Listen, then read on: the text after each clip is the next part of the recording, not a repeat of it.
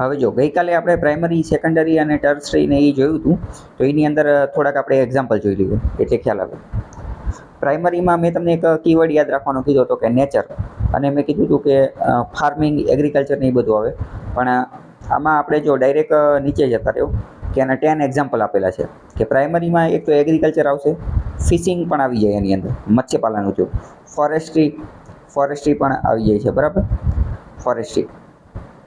Forestry વિશે બીજું એક યાદ રાખી લો તમે, એક વસ્તુ સાંભળેલી હશે, MSP, મિનિમમ સપોર્ટ પ્રાઇસ, જે ખેડૂતોને આપવામાં આવે છે. તો એવી જ રીતે જે ફોરેસ્ટની અંદર જે કામ કરતા લોકો હોય કે જેને ફોરેસ્ટ ડ્વેલર્સ કહેવાય, ડ્વેલ એટલે કે રહેવું, તો જંગલમાં રહેવાવાળા લોકો હોય ને એની માટે MFP લોન્ચ કરવામાં આવે છે. MFP, માઇનોર ફોરેસ્ટ પ્રોડ્યુસ, બરાબર. તો ફોરેસ્ટ્રીની સાથે આ MFP પણ યાદ રાખવાનું. પછી માઇનિંગવાળું એ તો મેં તમને ગઈકાલે કીધું હતું.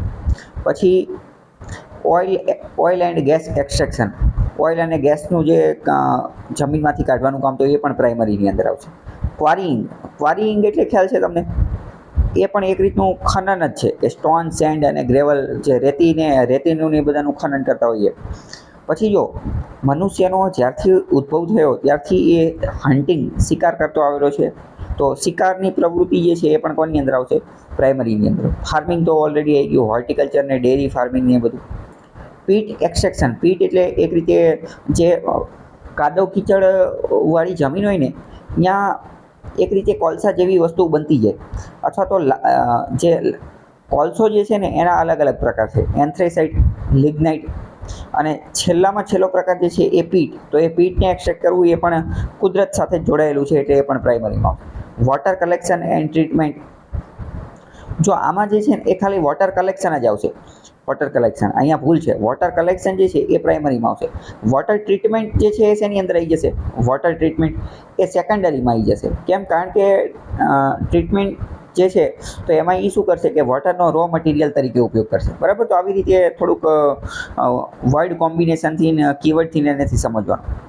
હવે સેકન્ડરીની અંદર જોઈએ તો ઓટોમોબાઈલ મેન્યુફેક્ચરિંગ, ઓટોમોબાઈલ જે બનાવતા હોય, ટેક્સટાઇલ, જે આપણે ગઈકાલે વાત થઈ હતી.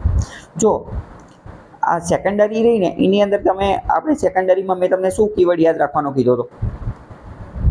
Yes, raw material. તો હવે તમે જુઓ તો બધામાં રો મટીરિયલ લાગુ પડે છે કે નહીં?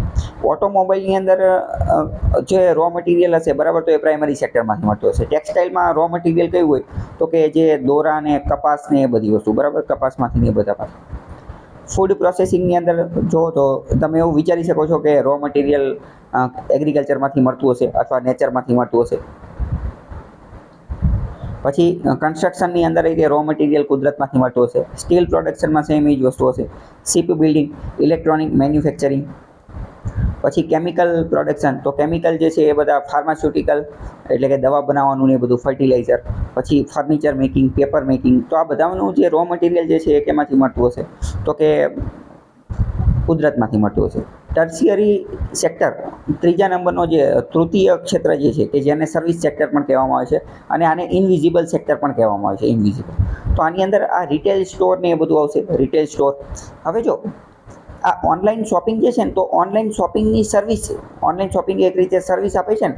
આપણે વાત કરીએ કે એમેઝોન કે ફ્લિપકાર્ટ, તો એમેઝોન કે ફ્લિપકાર્ટ કે પોતાની કોઈ વસ્તુ નથી વેચતા, પણ એ ખાલી એક સર્વિસ આપે છે. પછી એજ્યુકેશન, હેલ્થકેર, ટ્રાન્સપોર્ટેશન, તો ટ્રાન્સપોર્ટેશન પણ એક રીતની સર્વિસ છે. બસમાં કે ટ્રેનમાં જતા હોય કે ટ્રકમાં ને એરલાઇન્સમાં જતા હોય. ફાઇનાન્શિયલ સર્વિસીસ તમામ પ્રકારની, બેન્કિંગ, ઇન્સ્યોરન્સ, એ બધી વસ્તુ. હોસ્પિટાલિટી એટલે કે હોટેલ, રેસ્ટોરન્ટ, એ બધી વસ્તુ. એન્ટરટેઇનમેન્ટ, તો એ પણ કોની અંદર આવશે? કે ત્રીજા સેક્ટરની અંદર. ઇન્ફોર્મેશન ટેકનોલોજી, સોફ્ટવેર ડેવલપમેન્ટ ને IT સપોર્ટ. રિયલ એસ્ટેટ એટલે કે પ્રોપર્ટી લે વેચનું કામ કરવાનું, રેન્ટલ, ઘરને એ બધું ભાડે આપતા હોય ને એ બધું. ટેલિકમ્યુનિકેશન, ઇન્ટરનેટ, ફોન, આ બધી વસ્તુઓ કોની અંદર આવશે? ટર્સરી. તો મુખ્યત્વે 3 સેક્ટર જે છે ને, પ્રાથમિક, દ્વિતીય અને તૃતીય, આમાંથી પ્રશ્ન પૂછાતા હોય. પ્રશ્ન તમને એવો પૂછાશે કે નીચેનામાંથી કયું જે છે એ પ્રાથમિક, પ્રાઇમરી સેક્ટરનું છે, સેકન્ડરી સેક્ટરનું છે, કે ટર્સરી અથવા તૃતીય ક્ષેત્રનું છે? તો આનો તમે જવાબ આપી શકશો કે નહીં? બરાબર. હા, હવે જો આની જેવું જ એક થોડા સમયથી આવેલું છે, ક્વિનરી સેક્ટર અથવા ક્વાર્ટરનરી સેક્ટર, એટલે કે ચતુર્થક ઉદ્યોગો. ચતુર્થક સેક્ટર, ચતુર્થક ક્ષેત્ર, તો એ શું છે એ હું તમને થોડું સમજાવી દઉં. તો ક્વાર્ટરનરી એટલે કે જે ચતુર્થક જે છે ચતુર્થક એ શું છે પહેલાં એ સમજીએ. ચતુર્થકમાં જે છે એ એવી વસ્તુ છે કે જેમાં વેરી હાઈ નોલેજ અને હાઈ ટેકનોલોજીનો ઉપયોગ થતો હોય. ક્વાર્ટરનરી, ક્વીનરી, ચતુર્થક ઉદ્યોગ માટે કીવર્ડ કયો યાદ રાખવાનો? તો કે very high knowledge and very high technology. Keyword ખ્યાલ આવી ગયો પહેલાં તો કે જ્યાં યસ ખૂબ જ વધુ નોલેજનો ઉપયોગ થતો હોય અને ખૂબ જ મોટી એક્સપેન્સિવ ટેકનોલોજી જોતી હોય. તો પહેલું તો આવશે R&D, રિસર્ચ એન્ડ ડેવલપમેન્ટ. તો રિસર્ચ એન્ડ ડેવલપમેન્ટમાં નોલેજની જરૂર પડશે અને ઇન્સ્ટ્રુમેન્ટની ને બધાની પણ જરૂર પડશે, બરાબર. તો પહેલું આવશે રિસર્ચ એન્ડ ડેવલપમેન્ટ. પછી છે IT સર્વિસીસ. હવે જો આજે આ IT સર્વિસીસ અલગ છે. IT સર્વિસીસ તૃતીય ક્ષેત્રની અંદર આવશે, પરંતુ ક્વીનરીની અંદર જે IT સર્વિસીસ આવશે ને એ કઈ આવશે? એ આર્ટિફિશિયલ ઇન્ટેલિજન્સ વાળી, મશીન લર્નિંગ વાળી, IoT, ઇન્ટરનેટ ઓફ થિંગ્સ વાળી, બરાબર. ખ્યાલ આવ્યો? અહીંયા જે ડાયરેક્ટ ઇન્ફોર્મેશન ટેકનોલોજી લખેલું હોય તો એ શેની અંદર? IT સર્વિસ લખેલું હોય તો એ ત્રીજા નંબરની અંદર આવશે.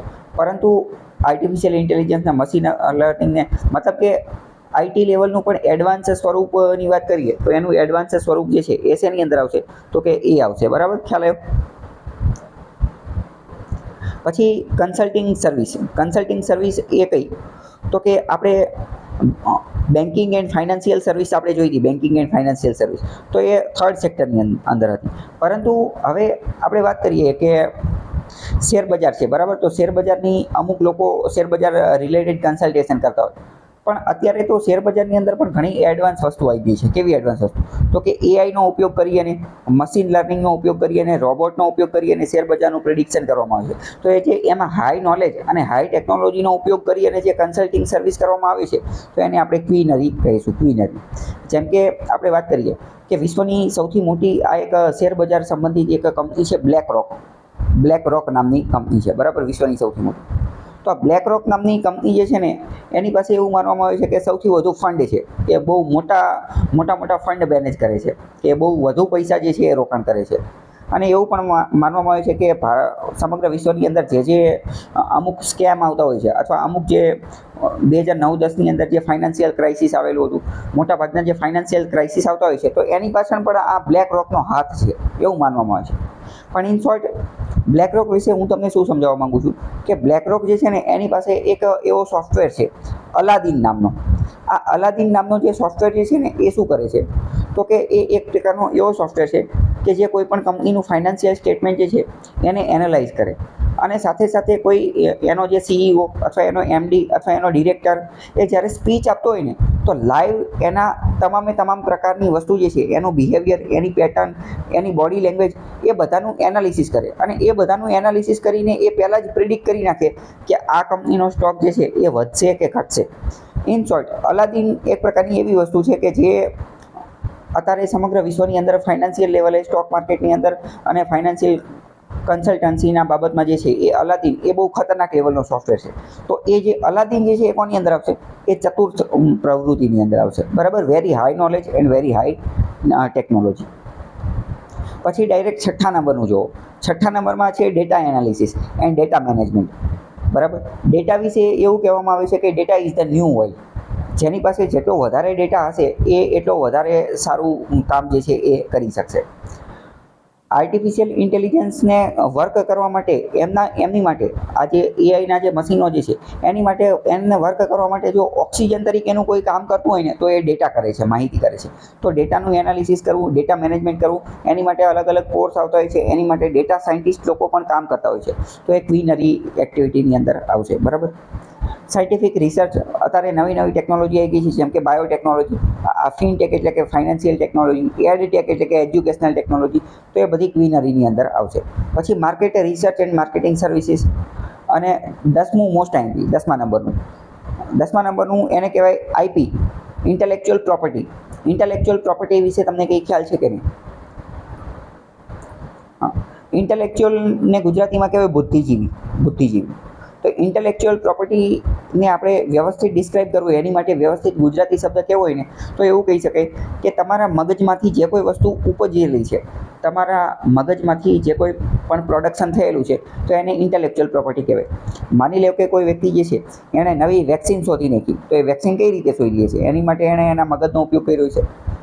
કોઈએ નવી કંઈ વસ્તુ ડિસ્કવરી કરી, કોઈ નવી શોધ કરી, ન્યૂટને ગતિના નિયમો આપ્યા હતા, તો આવી રીતે પોતાના મગજનો ઉપયોગ કરી અને કંઈક નવી વસ્તુ શોધેલી હોય તો એને ઇન્ટેલેક્ચ્યુઅલ પ્રોપર્ટી કહેવાય. એની અંદર મુખ્યત્વે પેટન્ટ્સ ને ટ્રેડમાર્ક ને આવી બધી વસ્તુ હોય. પેટન્ટ્સ, ટ્રેડમાર્ક, કોપીરાઇટ એટલે કે માની લો કે કોઈ મ્યુઝિક બનાવી દીધું, કોઈ ફિલ્મ બનાવી દીધી, તો એ મગજનો ઉપયોગ કરી અને પોતાની આર્ટિસ્ટિક સ્કિલ, જે કલાત્મક આવડત જે છે એનો ઉપયોગ કરી અને ઇન્ટેલેક્ચ્યુઅલ બૌદ્ધિક જે સંપત્તિનું નિર્માણ કર્યું, તો એ ક્વિનરીની અંદર ચતુર્થકની અંદર આવશે, પેટન્ટ ને ટ્રેડમાર્કને. આની ઉપર ઓલરેડી એક અલગ વિડીયો લેક્ચર છે, આપણે ડિટેલમાં જોઈશું. તો આ બધી વસ્તુ ખ્યાલ આવી ગઈ તમને. હવે ગઈકાલે આપણે કેપિટાલિસ્ટ ઇકોનોમી, સોશિયલિસ્ટ ઇકોનોમી અને મિક્સ્ડ ઇકોનોમી વિશે થોડી ચર્ચા કરેલી હતી. એમાં અમુક બાબતો રહી ગઈ હતી જે થોડીક ફેક્ચ્યુઅલ હતી, એ આપણે જોઈએ. જો પહેલાં કેપિટાલિસ્ટ ઇકોનોમીનો ખ્યાલ કોણે આપ્યો? તો કે કેપિટાલિસ્ટ અથવા તો કેપિટાલિસ્ટ ઇકોનોમી સાથે જોડાયેલા અમુક મહત્વના કીવર્ડ્સ હું તમને કહું છું. કીવર્ડ્સનું મહત્વ શું છે એ ઓલરેડી મેં તમને ગઈકાલે સમજાવી દીધું છે. તો કેપિટાલિસ્ટ ઇકોનોમીનો સૌથી પહેલાં કોઈ ખ્યાલ આપેલો હોય તો એનું નામ છે એડમ સ્મિથ. ગમે ત્યારે કેપિટાલિસ્ટ ઇકોનોમી આવે તો તમને કીવર્ડ યાદ આવવો જોઈએ, એડમ સ્મિથ. અને એડમ સ્મિથ આવે, બંને એકબીજા સાથે પરસ્પર જોડાયેલા છે. એડમ સ્મિથ તો કેપિટાલિસ્ટ અને કેપિટાલિસ્ટ તો એડમ સ્મિથ. એડમ સ્મિથે એક પુસ્તક લખેલી છે, વેલ્થ ઓફ નેશન. 1776ની અંદર. વર્ષ એટલું મહત્વનું નથી, પણ પ્રશ્ન પૂછાઈ જશે એડમ સ્મિથે કઈ પુસ્તક લખેલી છે, અથવા પ્રશ્ન પૂછાઈ જશે વેલ્થ ઓફ નેશન્સના લેખક કોણ છે, તો એડમ સ્મિથ. અને મુખ્યત્વે નાની પરીક્ષાઓમાં આવા ફેક્ચ્યુઅલ ક્વેશ્ચન જ પૂછાતા હોય છે. તો આ વેલ્થ ઓફ નેશન એડમ સ્મિથની પુસ્તકની અંદર એણે કેપિટાલિસ્ટ ઇકોનોમી, મૂડીવાદી અર્થતંત્રનો ખ્યાલ જે છે એ આપેલો હતો. આ એક રીતે નિબંધ, રિસર્ચ જેવું હતું, થીસીસ પ્રકારની વસ્તુ હતી કે જેમાં એણે જે તે સમયે સરકારનો ઇકોનોમીની અંદર જે હસ્તક્ષેપ હોય એના કારણે શું પ્રોબ્લેમ થાય એની વાત કરેલી હતી, અને એવી સમસ્યાઓ રજૂ કરેલી હતી અને પછી વાત કરેલી હતી. આની અંદર એણે મુખ્યત્વે બે વસ્તુ ઉપર ફોકસ કરેલો હતો. એક તો ડિવિઝન ઓફ લેબર. નીચે જવા દેજો, આ આપણે આખું નથી સમજવાનું, ખાલી જે છે અમુક મહત્ત્વના કીવર્ડ એ જ સમજવાના છે. તો નીચે જુઓ, મુખ્યત્વે શેની ઉપર ફોકસ કર્યું એણે? Division of labour. Division of લેબરનો મતલબ શું થાય કે શ્રમ, લેબર, મજૂર જે છે ને એનું આપણે ડિવિઝન કરવાનું છે. એટલે કે બધી વસ્તુ એક જ કામ એક જ વ્યક્તિ કરશે એવું નહીં ચાલે. ગયા લેક્ચરમાં મેં તમને શું સમજાવેલું હતું કે 1990 પહેલાં ભારતની શું પોલિસી હતી કે બધું ભારતમાં જ બનાવવાનું. કે ગાડી જોઈ છે તો કે હાલો ગાડી ભારતમાં બનાવો, બાઇક જોઈ છે તો બાઇક ભારતમાં બનાવો, કે ફેક્ટરીની કોઈ વસ્તુ જોઈએ છે તો એ ભારતમાં બનાવો. પણ એડમ સ્મિથે શું કીધું કે ના, દરેક વ્યક્તિ, દરેક દેશ, દરેક ફિલ્ડ, દરેક ક્ષેત્રની અંદર એક્સપર્ટ હોય એવું જરૂરી નથી. બરાબર? એટલે આપણે ડિવિઝન ઓફ લેબર કરવાનું છે. કે માની લો કે કોઈ એક્સ નામનો કંપની, કોઈ એક્સ નામની દેશ જે છે, અથવા એક્સ નામનો વ્યક્તિ એ કોઈ વાય નામની વસ્તુમાં એક્સપર્ટ છે, તો એને એ બનાવવા દો. આપણે આપણી જેમાં એક્સપર્ટાઇઝ જે છે એમાં એ કામ આપણે કરીશું. તો ડિવિઝન ઓફ લેબર એટલે ખ્યાલ આવ્યો? ડિવિઝન ઓફ લેબર કીવર્ડ ખ્યાલ આવ્યો કે નહીં? હા. તો આ એડમ સ્મિથે આપેલો હતો. અને બીજો મોસ્ટ આઈએમપી એ લેઇઝસ ફેર. પ્રશ્ન ડાયરેક્ટ પ્રિલિમ્સમાં પૂછાઈ જશે કે લેઇઝસ ફેરનો મતલબ શું થાય? Which of the following describes the word laissez faire? બરાબર? આ પ્રશ્ન ડાયરેક્ટ જ પૂછાઈ શકે છે, મોસ્ટ આઈએમપી પ્રશ્ન છે. તો લેઇઝસ ફેર વિશે મેં તમને ગઈકાલે સમજાવી દીધું હતું, પણ લેઇઝસ ફેર શબ્દ નહોતો વાપરેલો. લેઇઝસ ફેર એટલે કે there should be no business of government in business. મતલબ કે સરકારે જે છે એ બિઝનેસની અંદર, ઉદ્યોગ ધંધાની અંદર હસ્તક્ષેપ કરવો જોઈએ નહીં. સરકારનો હસ્તક્ષેપ ખૂબ ઓછો હોવો જોઈએ. જો લેઇઝસ ફેરની બાજુમાં તરત જ લખેલું છે non interference by the government. Non interference by the government એટલે કે સરકાર જે છે એ એની અંદર બહુ હસ્તક્ષેપ કરશે નહીં. તો સરકારની ઉદ્યોગ ધંધાની અંદર ઓછા હસ્તક્ષેપની અથવા નોન ઇન્ટરફેરન્સની નીતિ જે છે એનું જ બીજું નામ શું છે? લેઇઝસ ફેર. ખ્યાલ આવ્યો કે નહીં? તો આજે એડમ સ્મિથ જે છે, એડમ સ્મિથ, એના આપણે 2-3 કોન્સેપ્ટ જોયા. પહેલું ડિવિઝન ઓફ લેબર, બીજું લેઇઝસ ફેર, અને ત્રીજા નંબરની એણે મહત્ત્વની વસ્તુ આપી કે invisible hand of the market. Invisible hand of the market. Invisible એટલે કે છુપાયેલું, જે દેખાતું ન હોય એ. એણે એવું કીધું કે માર્કેટ ફોર્સ, માર્કેટને ચલાવવા માટે, બજારને ચલાવવા માટે અમુક ઇનવિઝિબલ હેન્ડ કામ કરે છે, અમુક છુપાયેલા હાથ કામ કરે છે. અને આ ઇનવિઝિબલ હેન્ડ કયા છે? તો કે ડિમાન્ડ એન્ડ સપ્લાય.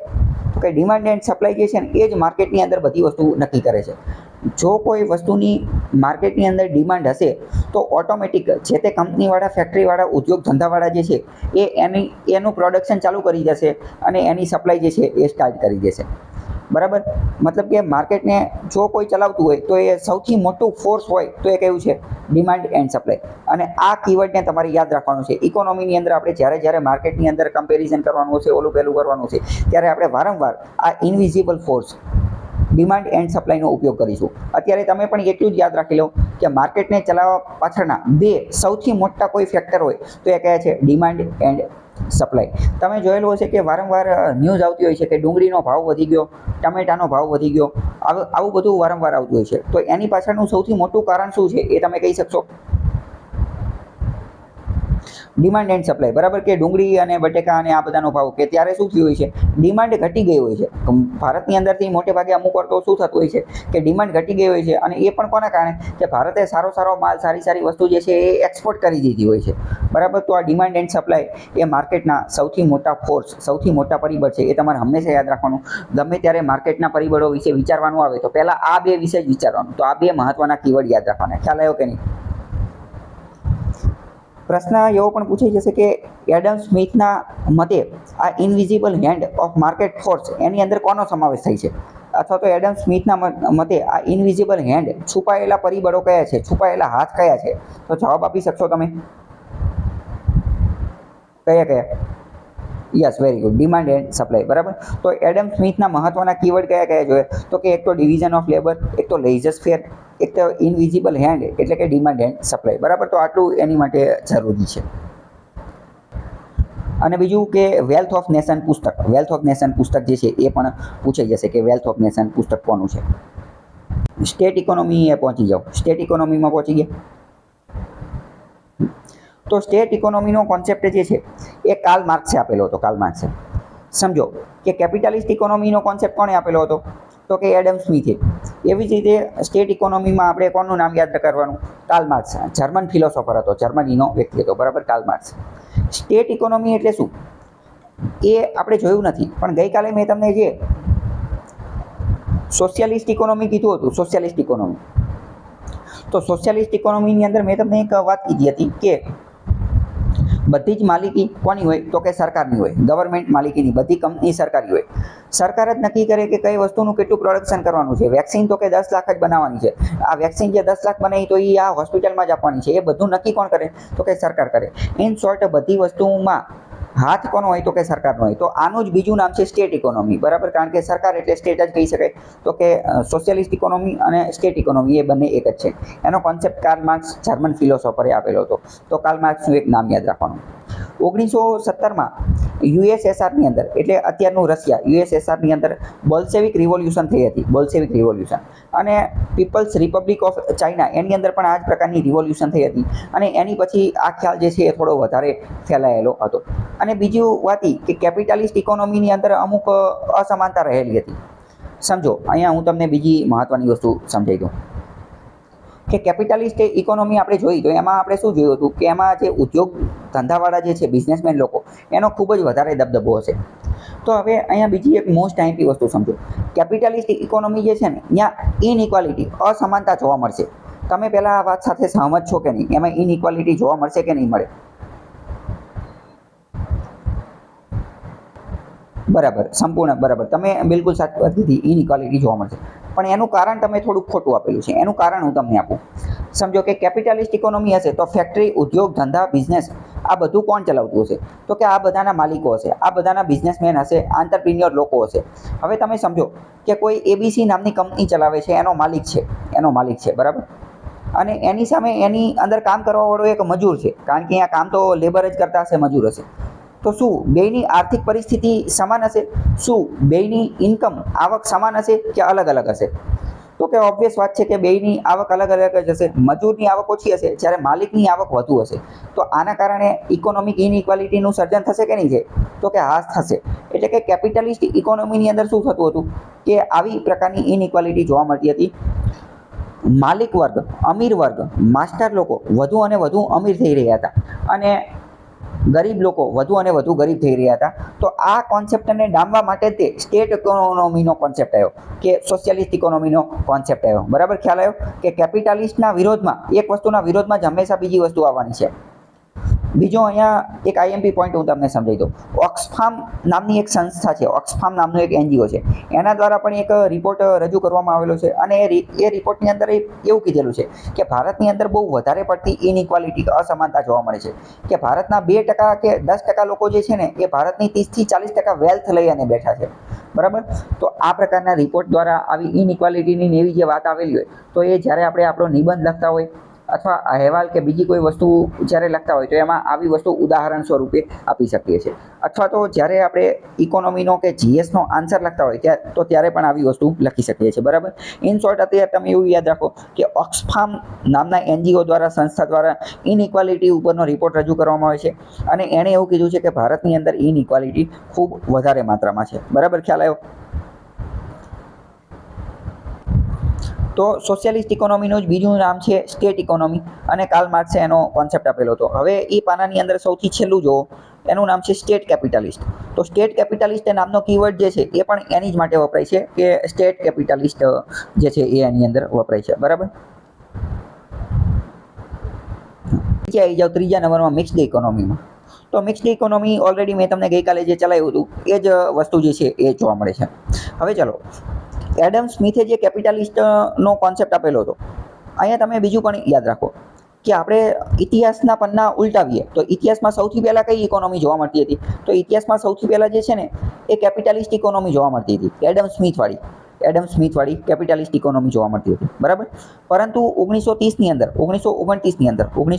અંદર ગ્રેટ ડિપ્રેશન આવેલું હતું, મહામંદી આવી ગઈ હતી, મહામંદી યુરોપમાં અને અમેરિકામાં. અને યુરોપમાં અને અમેરિકામાં કઈ કેપિટાલિસ્ટ જોવા મળે છે?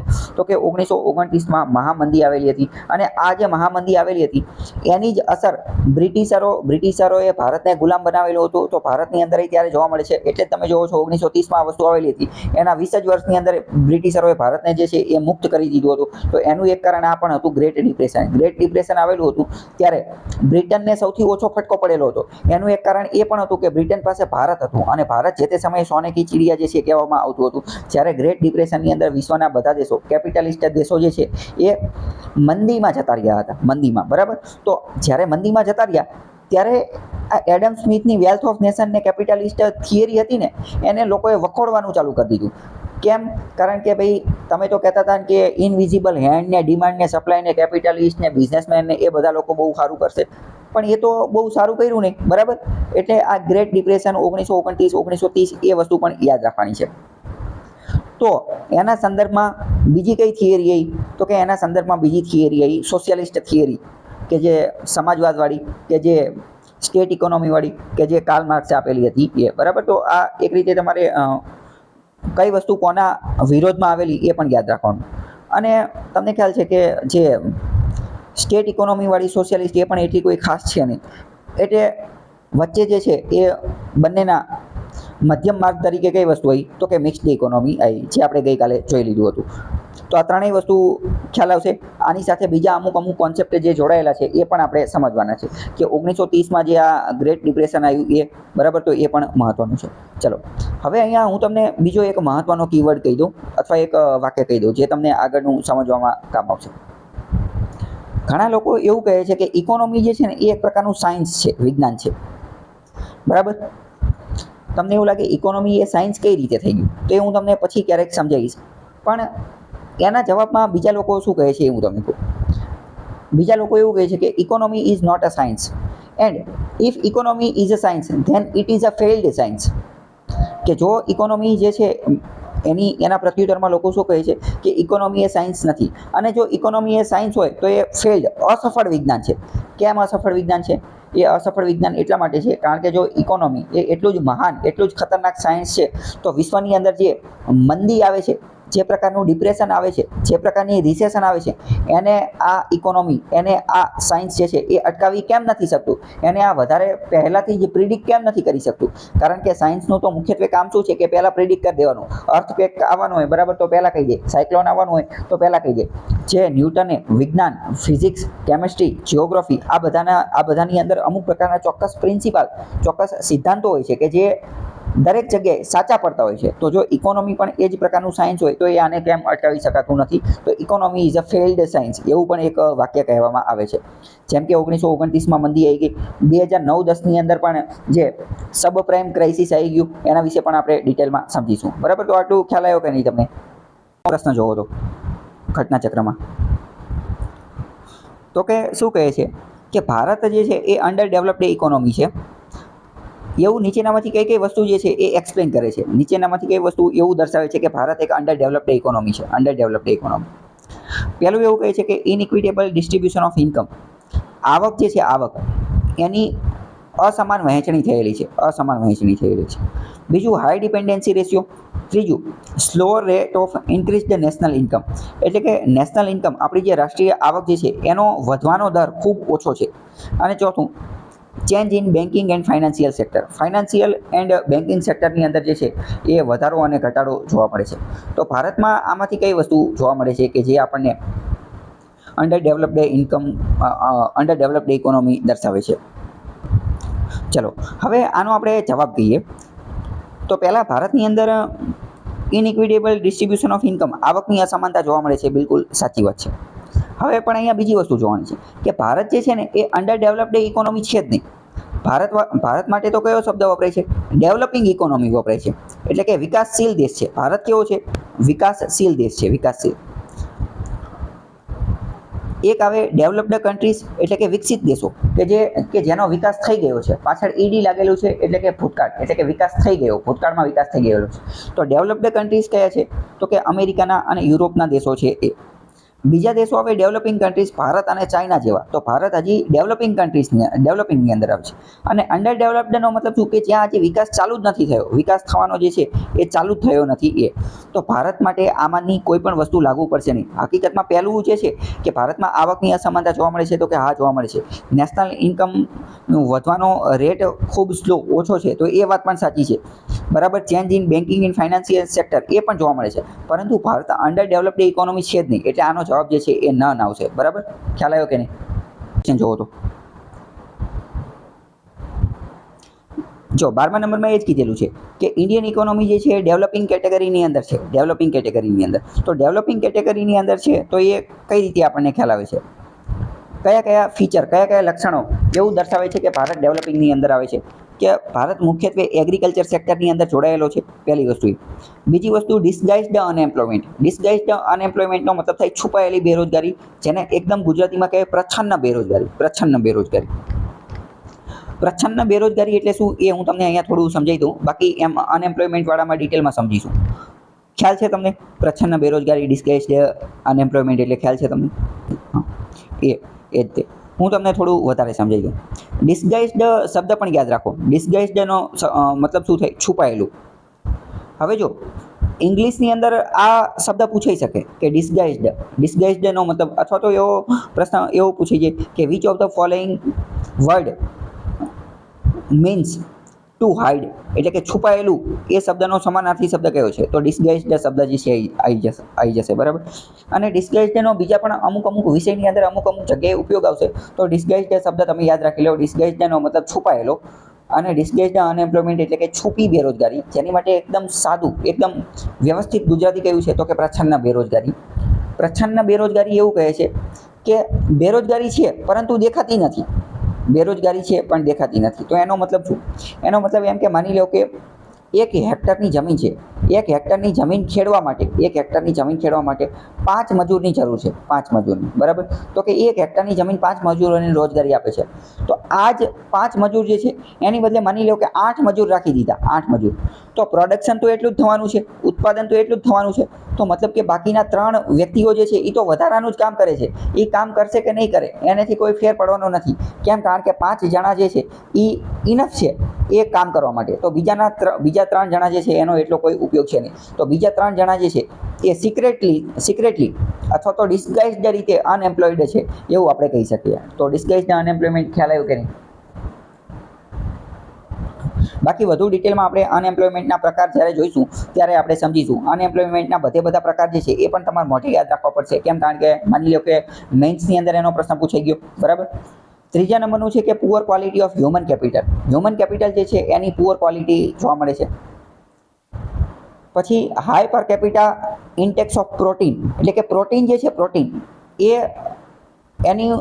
એનો હાઈ પર કેપિટા જોવા મળે છે, એટલે કે લોકો વધુ અને વધુ પ્રોટીન જે છે એ ખાય છે. તો આમાંથી શું જવાબ આવી શકશે? તમે કહી શકશો? બરાબર, બિલકુલ સાચી વાત છે કે ભારત મુખ્યત્વે એગ્રીકલ્ચરમાં જોડાયેલું છે. સાચી વાત છે. ડિસ્ગાઇઝડ અનએમ્પ્લોયમેન્ટ જોવા મળે છે, તો કે હા સાચી વાત છે. અહીંયા બીજું તમે વિચારો કે ડિસ્ગાઇઝડ અનએમ્પ્લોયમેન્ટ મુખ્યત્વે એગ્રીકલ્ચરમાં જ જોવા મળતી હોય છે મુખ્યત્વે. તો પહેલું સાચું હોય તો બીજું સાચું પડવાનું જ છે, બરાબર, કે બંને એકબીજા સાથે જોડાયેલું છે. કે હ્યુમન કેપિટલની પુઅર ક્વોલિટી જોવા મળે છે, તો કે હા એ સાચી વાત છે. હ્યુમન કેપિટલનો મતલબ શું? કે માનવી જે છે ને એ ખુદ પણ કેપિટલ હોવું જોઈએ. તમે વિચારો કે ભારત વિશે એવું કહેવામાં આવે છે કે ભારતમાંથી જેટલા પણ એન્જિનિયર બહાર નીકળે છે ભારતની કોલેજોમાંથી, એમાંના 80% એન્જિનિયર એવા છે કે જે જોબ મેળવવા માટે લાયક જ નથી. એમની પાસે એ પ્રકારની સ્કિલ જ નથી, કે ખાલી ડિગ્રી છે પરંતુ માર્કેટમાં જે પ્રકારની સ્કિલ જોઈએ છે એ પ્રકારની સ્કિલ એમની પાસે છે નહીં. તો આ શું દર્શાવે છે? આ એવું દર્શાવે છે કે આપણું હ્યુમન કેપિટલ જે છે એ હકીકતમાં નથી. હ્યુમન કેપિટલ બનવા માટે એ લોકો લાયક નથી. ખાલી ડિગ્રી મળી ગઈ પણ હકીકતમાં એમની પાસે જે સ્કિલ હોવી જોઈએ, આવડત હોવી જોઈએ, જે હ્યુમન કેપિટલ જે બનવું જોઈએ એ બનેલું નથી. ખ્યાલ આવ્યો? તો હ્યુમન કેપિટલની પુઅર ક્વોલિટી જોવા મળે છે, તો કે હા સાચું. અને હાઈ પર કેપિટા ઇન્ટેક ઓફ પ્રોટીન, એટલે કે પ્રોટીન પર કેપિટા માથા દીઠ પ્રોટીન વધુ ખપત થાય છે, તો એ વાત ખોટી છે, બરાબર. તો 1 2 3 સાચું છે. હવે હું તમને એક વાત કહું કે આ જે ચોથું વિધાન જે છે એને આપણે સાચું બનાવવું હોય તો કઈ રીતે બની શકે? Yes, very good. આગળ લો લગાવી દેવાનું કે લો પર કેપિટા ઇન્ટેક ઓફ પ્રોટીન, બરાબર. કારણ કે માથા દીઠ પ્રોટીન કેવું વપરાય છે? તો કે ઓછું વપરાય છે. ગરીબ લોકોની અંદર તમને ખ્યાલ હશે કે પ્રોટીનની ખપત ઓછી છે, એટલે એમની અંદર ઘણી બધી વાર શું જોવા મળે છે? તો કે કુપોષણના કેસ આવતા હોય છે. કુપોષણ, માલ ન્યુટ્રિશન આપણે જેને કહીએ, કુપોષણના કેસ આવતા હોય છે. હંગર ઇન્ડેક્સ પણ એવું દર્શાવે છે કે ભારતની અંદર સૌથી વધુ લોકો જે છે એ ગરીબ રહે છે. સ્ટન્ટેડનો મતલબ શું થાય? કે ઠીંગણા માણસો એની સૌથી વધુ ભારતની અંદર જોવા મળે છે. અંડર વેઇટ, ઓછા વજનવાળા બાળકોને એ બધું જોવા મળે છે. એનિમિયા આ બધી વસ્તુ ભારતની અંદર જોવા મળે છે. તો ભાઈ પ્રોટીન તો આપણે લો ઇન્ટેક છે, બરાબર. પર કેપિટા લો ઇન્ટેક છે, હાઈ ઇન્ટેક છે નહીં. ખ્યાલ આવી ગયો આ પ્રશ્ન? 14મું એવું કહે છે કે ઇન્ડિયન ઇકોનોમી જે છે એના મુખ્યત્વે લક્ષણો કયા છે? પહેલું એવું કહે છે કે પ્રી ડોમિનન્સ ઓફ એગ્રીકલ્ચર. એગ્રીકલ્ચરનું ડોમિનન્સ, એગ્રીકલ્ચરનો દબદબો વધારે છે. બીજું એવું કહે છે કે પ્રી ડોમિનન્સ ઓફ ઇન્ડસ્ટ્રી, ઉદ્યોગનો દબદબો વધારે છે. ત્રીજું એવું કહે છે કે લો પર કેપિટા ઇન્કમ, માથા દીઠ આવક જે છે એ ઓછી છે. અને ચોથું એવું કહે છે કે મેસિવ અનએમ્પ્લોયમેન્ટ ખૂબ વધારે માત્રામાં જોવા મળે છે. તો કયું સાચું પડશે? આપણે 1 by 1 જોઈએ કે પ્રી ડોમિનન્સ ઓફ એગ્રીકલ્ચર જે છે એનો દબદબો જે છે જોવા મળે છે. પહેલું સાચું પડશે, ખોટું પડશે? બરાબર, પહેલું સાચું પડશે. જો તમારે આવા જ્યારે વિધાનને એવું બધું આપેલું હોય તો શું કરવાનું? પહેલું સાચું હોય ને તો પહેલાની બાજુમાં તરત જ તમને એવું લાગે સાચું, તો પહેલાની બાજુમાં તરત સાચાની નિશાની કરી નાખવાની. જો ખોટું લાગે તો તરત ખોટાની નિશાની કરી નાખવાની. એની આગળ સાચું ખોટું કરી નાખશો ને તો આજે ઓપ્શન સિલેક્ટ કરવામાં ફાયદો થશે. અને બીજું, તમે આની પહેલાં એકવાર મને કીધું હતું કે જવાબ જે છે એ મારા સાચા હોય છે પણ ટીક ખોટા થઈ જાય છે, બરાબર, કે આવડતું હોય તો એ ખોટું ટીક થઈ જાય છે. તો એવી નેગ્લિજન્સ એ વસ્તુ જે છે એને દૂર કરવામાં પણ આ ટેકનિક મદદ કરશે. શું ટેકનિક મેં કીધી? કે પ્રી ડોમિનન્સ ઓફ એગ્રીકલ્ચર એ સાચું છે, તો એકડો જે લખેલો છે એની બાજુમાં તે સાચું કરી નાખવાનું, આપણને સાચું ખબર પડી ગઈ એટલે, બરાબર. ખ્યાલ આવ્યો? હવે બીજું જો, પ્રી ડોમિનન્સ ઓફ ઇન્ડસ્ટ્રી, ઉદ્યોગોનો વધુ દબદબો જોવા મળે છે, તો એ સાચું પડશે, ખોટું પડશે? એ ખોટું પડશે. ગઈકાલે જ મેં તમને ચલાવી દીધું હતું કે ભારતે પ્રાઇમરી સેક્ટરમાંથી ડાયરેક્ટ જે છે એ સર્વિસ સેક્ટરની અંદર જમ્પ કરેલો છે, બરાબર. તો સર્વિસવાળું એ સાચું પડશે, ઇન્ડસ્ટ્રીવાળું ખોટું પડશે. તો બીજાની બાજુમાં ડાયરેક્ટ આપણે શું કરી નાખવાનું? ખોટું કરી નાખવાનું, બરાબર. પર કેપિટા ઇન્કમની વાત કરીએ તો પર કેપિટા ઇન્કમ ભારતની અંદર કેવી છે? બરાબર, તો કે લો પર કેપિટા ઇન્કમ, તો એ સાચું પડશે. તો તરત એની બાજુમાં સાચું કરી નાખવાનું. મેસિવ અનએમ્પ્લોયમેન્ટ, બેરોજગારી જે છે એ વધારે માત્રામાં જોવા મળે છે, એ વાત સાચી કે ખોટી? તો એ પણ સાચું. તો હવે જો આપણે સાચું ખોટું કરી નાખ્યું તો ડાયરેક્ટ જ હવે ખબર પડી જશે કે 1 3 and 4 1, 3 એન્ડ 4 એ સાચું પડશે. બરાબર. ચલો હવે આ જ ક્વેશ્ચનમાં હું તમને બીજું ચલાવી દઉં.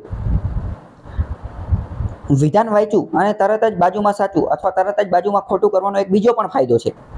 હવે માની લો કે આ જ વિધાનની અંદર એવું કીધેલું હોય કે which of the following is the incorrect, ઉપરનામાંથી ખોટું કયું છે. તો ખોટું કયું છે તો એ ગોતવામાં આપણે મહેનત નહીં કરવાની, આપણે પહેલાં જ સાચું અને ચોકડી કરેલી છે તો ડાયરેક્ટ ચોકડીવાળા ઉપાડવાના. ખ્યાલ આવ્યો કે નહીં? જો ઇનકરેક્ટ પૂછેલું હોત તો આન્સર કયો આવે? બસ તો ઓનલી 2 આન્સર આવી જાત. બરાબર. 16મા નંબરના ક્વેશ્ચનમાં કઈ ખ્યાલ આવે છે તમને? 16મા નંબરનો આખો ક્વેશ્ચન જે છે એ ટોપિકનું નામ છે economic activity and non economic activity. આનો જવાબ આપી શકશો તમે? શું જવાબ આવશે? બરાબર, સરસ. તો કે નોન ઇકોનોમિક એક્ટિવિટી એટલે કઈ કે એવી કે જેનું કોઈ આર્થિક મૂલ્ય નથી, જેમાંથી કોઈ જે છે એ પૈસા રૂપિયા રોકડા મળતા નથી, તો એ નોન ઇકોનોમિક એક્ટિવિટીમાં આવશે. અને ઇકોનોમિક એક્ટિવિટી એટલે કે આર્થિક પ્રવૃત્તિ કે જેમાંથી કંઈક પૈસા મળે છે. જો નીચે લિસ્ટ આપેલું છે એ લિસ્ટ તમારે યાદ રાખી લેવાનું. આપણે ડાયરેક્ટ પહેલાં નોન ઇકોનોમિક એક્ટિવિટી ઉપર ફોકસ કરીએ કે નોન ઇકોનોમિક ફેક્ટર કયા કયા છે. સૌથી પહેલું કે જે આમાં આપેલું જ નથી એ આપણે જોઈએ કે આપણે ઘરની અંદર જે ઘરકામ થતું હોય ને, માતા પિતા દ્વારા જે ઘરકામ થતું હોય તો એ જે છે એ નોન ઇકોનોમિક એક્ટિવિટીમાં આવશે. માતા દ્વારા ઘણું બધું કામ થતું હોય ઘરના લેડીઝ દ્વારા, કે ઘર બનાવવાનું, મતલબ કે ખાવાનું બનાવવાનું ને સાફ સફાઈ કરવાનું, તો એ બધું ભલે ઘણું બધું અઢળક કામ કરતું હોય, કલાકો કામ થતા હોય, પણ એ બધી શું છે? Non economic activity. ખ્યાલ આવ્યો કે નહીં? તો કે સોશિયલ કમ્પોનન્ટ, સામાજિક રીતે જે કામ થતું હોય તો એ નોન ઇકોનોમિક. રિલિજિયસ, ધર્મ દ્વારા જે કોઈ કામ થતું હોય તો એ નોન ઇકોનોમિક છે. પોલિટિકલ દ્વારા જે કામ થતું હોય, રાજનીતિ દ્વારા, રાજનેતાઓ દ્વારા. પછી ઇન્ટરનેશનલ, આંતરરાષ્ટ્રીય ધોરણે. તો ઇન શોર્ટ તમારે ઇકોનોમિક અને નોન ઇકોનોમિક એક્ટિવિટીના કયા ફેક્ટર છે. હવે આગળના ટોપિકની અંદર જતા રહીએ નેશનલ ઇન્કમ અને gross domestic product. National income અને NI એટલે અને GDP. ચલો હવે અહીંયા હું તમને બીજો એક પ્રશ્ન પૂછું. National income we had already discussed. ગઈકાલે મેં તમને એના વિશે ચલાવી દીધું, કઈ આઈડિયા છે એની ઉપર. અને GDPનો પણ આછો પાતળો ખ્યાલ મેં તમને ગઈકાલે આપી દીધો છે. એ ખ્યાલ છે કે નહીં તમને?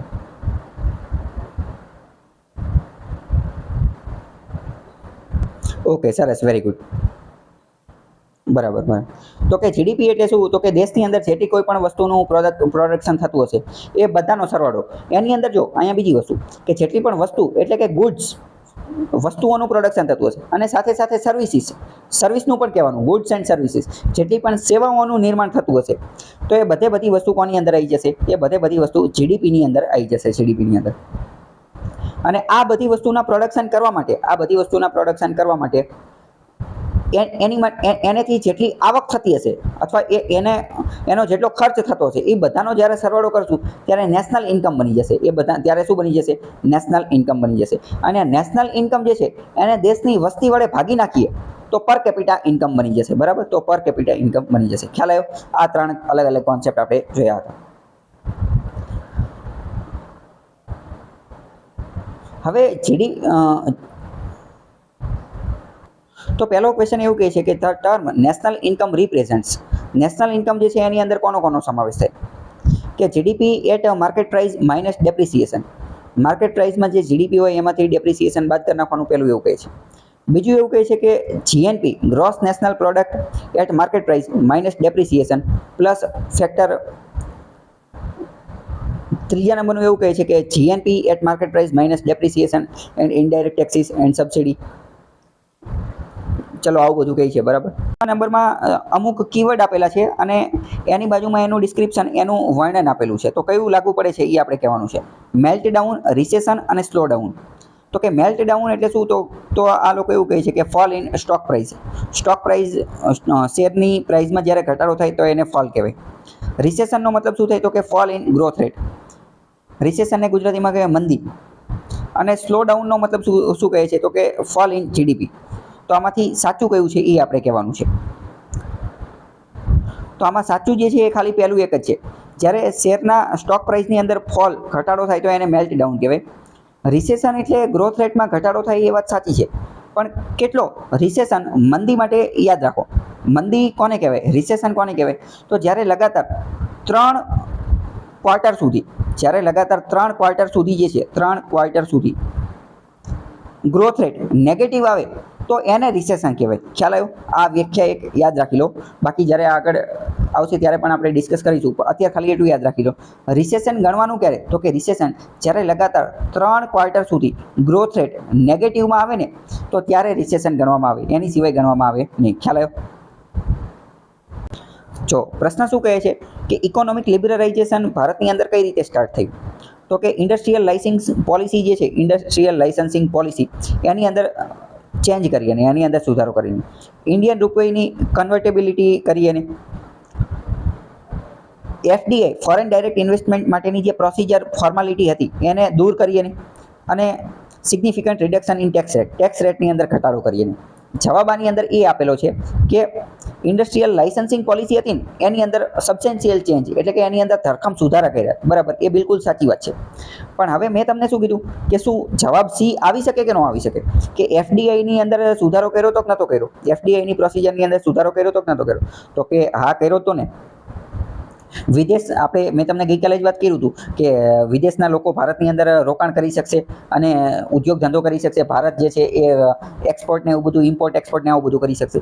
તો સી જવાબ પણ સાચો છે, તો પણ આમાં એ જવાબ કેમ આપ્યો છે? તો એનું હવે મોસ્ટ ટાઈમ હું તમને કહું છું એ તમે સમજો. ગઈકાલે મેં તમને કીધું હતું, શું કીધું હતું? કે વર્ડ ઉપર ફોકસ કરવાનો, દરેકે દરેક વર્ડ ઉપર ફોકસ કરવાનો છે, દરેકે દરેક કીવર્ડ ઉપર ફોકસ કરવાનો છે. આની અંદર જો 24મા નંબરના ક્વેશ્ચનમાં જો ક્વેશ્ચનમાં કયો વર્ડ વાપરેલો છે? લિબરલાઇઝેશનની વાત કરે છે, લિબરલાઇઝેશન. અને તમે તમારા મગજમાં શું વિચારો છો કે 1990ની અંદર આપણે એલપીજી પોલિસી અપનાવેલી હતી, એલપીજી. અને ગઈકાલે મેં તમને એલપીજીમાં ત્રણેયનો મતલબ સમજાવેલો હતો. એલ એટલે લિબરલાઇઝેશન, પી એટલે પ્રાઇવેટાઇઝેશન અને જી એટલે ગ્લોબલાઇઝેશન. ત્રણેયનો અલગ અલગ મતલબ હતો. તો આમાં એલપીજી ત્રણેયનું નથી પૂછેલું, ખાલી એલનું જ પૂછેલું છે.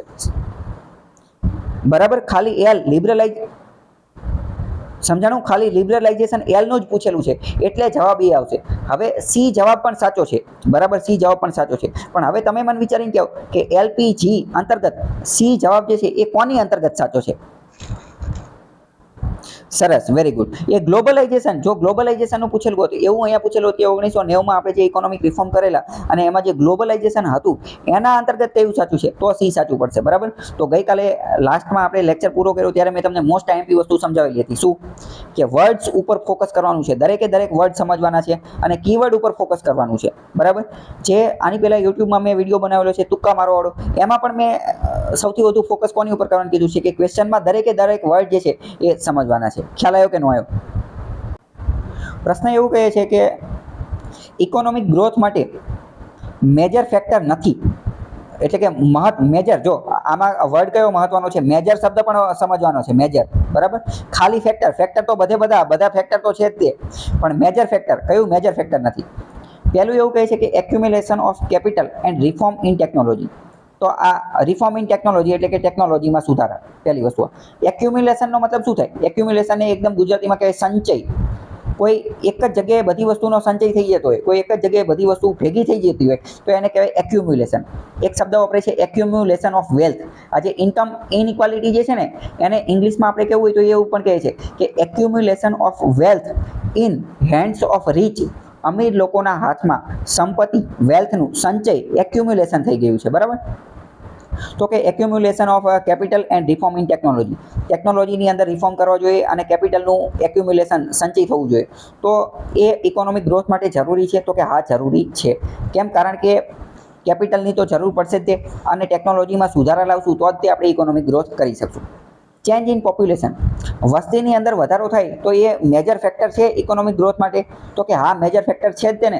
કારણ કે માની લો કે કોઈ મહામારી આવી ગઈ અને ભારતની 50% કરતાં વધુ વસ્તી જે છે એ ગાયબ થઈ ગઈ, અથવા થેનોસે ચપટી વગાડી દીધી અને 50%થી વધુ વસ્તી જ ગાયબ થઈ ગઈ, તો આ શું થયું? Change in population. તો એના કારણે ઇકોનોમિક ગ્રોથને ફેક્ટર થશે કે નહીં, અફેક્ટ થશે કે નહીં? તો કે હા, થશે. તો પોપ્યુલેશન પણ જરૂરી છે. પછી division of labour in specialized activity. Specialized activity એટલે કઈ? તો કે સ્પેશિયલાઇઝ્ડ એક્ટિવિટી એટલે કે આપણે 3rd સેક્ટરની અંદર અને 4th સેક્ટરની અંદર જે જોઈ હતી એ સેવા ક્ષેત્રમાં અને ક્વિનરી સેક્ટરમાં એને સ્પેશિયલાઇઝ્ડ એક્ટિવિટી કીધી. તો કે સ્પેશિયલાઇઝ્ડ એક્ટિવિટીની અંદર ડિવિઝન ઓફ લેબર કરેલું હોય તો એનાથી ઇકોનોમિક ગ્રોથ થઈ શકે કે ન થઈ શકે? તો કે હા, થઈ શકે. હવે જો અહીંયા સી ઓપ્શનની અંદર હું તમને બીજું પણ સમજાવું. ભારતની અંદર સ્પેશિયલાઇઝ્ડ એક્ટિવિટી ઓછી જોવા મળે છે. કઈ રીતે? તો કે ભારતમાં કેવું છે તો કે એક જ વ્યક્તિ બધું કામ કરતો હોય, એક જ વ્યક્તિ બધું કામ કરતો હોય. જ્યારે બીજા અમુક દેશો હોય ને ત્યાં સ્પેશિયલાઇઝડ એક્ટિવિટી વધુ જોવા મળે, ખાસ કરીને સાઉથ કોરિયા, ચાઇના, જાપાન, આ બધી જગ્યાએ સ્પેશિયલાઇઝડ એક્ટિવિટી વધુ જોવા મળે. કેવી વધુ જોવા મળે એ હું તમને કહું. સાઉથ કોરિયા એવો દેશ છે કે ત્યાં ચાની લારી તમારે કરવી હોય ને તો કોર્સ કરવો પડે. ચાની લારી કરવા માટેનો, ચા બનાવવા માટેનો તમને કોર્સ કરાવડાવે, ચા બનાવતા શીખવાડે, 100 થી વધુ અલગ અલગ પ્રકારની ચા બનાવતા શીખવાડે. ચા બનાવતી વખતે કઈ કઈ વસ્તુનું ધ્યાન રાખવાનું, ચા બનાવતી વખતે જે છે એ તાપમાન કેટલું હોવું જોઈએ, પ્રેશર કેટલું હોવું જોઈએ, જે વાસણ જે છે એ કેટલું સ્વચ્છ હોવું જોઈએ, આ બધું શીખવાડે. એની માટેનો એક કોર્સ આવે, એ કોર્સ તમારે કરવાનો, એની માટેની પરીક્ષા આપવાની, એ પરીક્ષા તમે પાસ કરો અને પછી તમને સર્ટિફિકેટ મળે. અને જો તમને સર્ટિફિકેટ મળે અને સર્ટિફિકેટ હોય તો જ તમે ચાની લારી કે ચાની દુકાન કે એ તમે કરી શકો.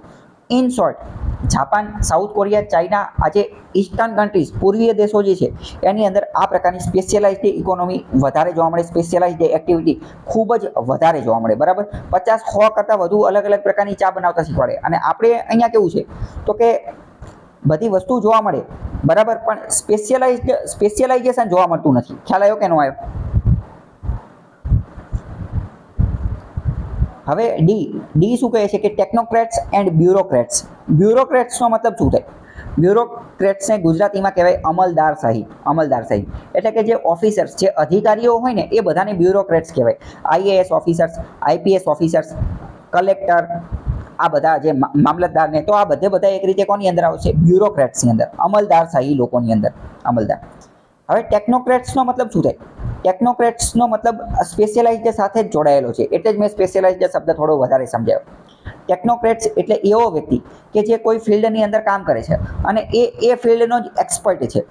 આપણા વિદેશ મંત્રી છે અત્યારે એસ જયશંકર, તો એસ જયશંકર જે છે ને એની માટે શબ્દ વપરાય છે ટેકનોક્રેટ. એ ટેકનોક્રેટ છે. કેમ? કારણ કે એ વિદેશ મંત્રી તરીકેનો મંત્રી પદ, હોદ્દો ધરાવે છે, પરંતુ એ મંત્રી રહ્યા પહેલાં ઓલરેડી વિદેશની અંદર સેવા આપી ચૂક્યા છે. એ એક્સટર્નલ અફેર અંતર્ગત વિદેશ, આપણે જે ઇન્ડિયન ફોરેન સર્વિસીસ આવે, ઇન્ડિયન ફોરેન સર્વિસીસ, એની અંતર્ગત ફોરેન સેક્રેટરી, વિદેશ સચિવ રહી ચૂક્યા છે. 10-10, 15-15 વર્ષ સુધી અમેરિકા, જાપાન ને ચીન ને એ બધી જગ્યાએ ઓલરેડી એમને નોકરી કરી ચૂકેલા છે. ફોરેન સેક્રેટરી, વિદેશ સચિવ તરીકે, મતલબ કે ઓલરેડી એમને એનો અનુભવ હતો જ તે, અને પછી મંત્રી બન્યા છે. તો આવા લોકોને શું કહેવાય કે ટેકનોક્રેટ્સ. ટેકનોક્રેટ્સ એટલે કે કેવા લોકો? તો કે એવા લોકો કે એ જે ફિલ્ડમાં કામ કરે છે, જે કામ કરે છે એની અંદર ઓલરેડી એક્સપર્ટ છે, ઓલરેડી એ ફિલ્ડનું નોલેજ ધરાવે છે. ખ્યાલ આવ્યો? ટેકનોક્રેટ્સ એટલે શું? અને બ્યુરોક્રેટ્સ એટલે કે અમલદારશાહી લોકો. તો બ્યુરોક્રેટ્સ મુખ્યત્વે ભારતની અંદર કેવો હોય છે તો કે જનરલિસ્ટ હોય છે. અત્યારે મેં તમને જે સ્પેશિયલિસ્ટ વસ્તુ સમજાવી, સ્પેશિયલિસ્ટ એટલે કે કોઈ વ્યક્તિ પોતાના ફિલ્ડની અંદર સ્પેશિયલ છે, કે ચા બનાવવાની વાત છે, કે કોફી બનાવવાની વાત છે, કે જ્યુસ બનાવવાની વાત છે, તો એણે સ્પેશિયલ એનો કોર્સ કરેલો છે કે એ બનાવવાની અંદર એક્સપર્ટ છે. જ્યારે ભારતની અંદર એવું નથી. ભારતમાં જે વ્યક્તિ ચા બનાવતો હોય તો એ જ કોફી બનાવી નાખે, એ જ જ્યુસ બનાવી નાખે. તો મતલબ કે ભારતની અંદર લોકો કેવા છે તો કે જનરલિસ્ટ, જનરલ પ્રકારના, જનરલ બધી વસ્તુનું નોલેજ હોય. બરાબર, જનરલ પ્રાથમિક માહિતી હોય બધી વસ્તુનું. તો ભારતની અંદર જે એડમિનિસ્ટ્રેટિવ સિસ્ટમ છે, વહીવટી તંત્ર, બ્યુરોક્રેસી, અમલદારશાહી લોકો, આઈએએસ ને આઈપીએસ ને, એ બધા લોકો કેવા? સ્પેશિયલિસ્ટ છે કે જનરલિસ્ટ છે? તમે વિચારી જાઓ તો. બરાબર, સરસ, જનરલિસ્ટ છે. બધા કેવા છે? જનરલિસ્ટ છે. એ કોઈ પણ સ્પેશિયલિસ્ટ છે નહીં. જનરલિસ્ટનો મતલબ શું? કે એ માત્ર અને માત્ર દરેક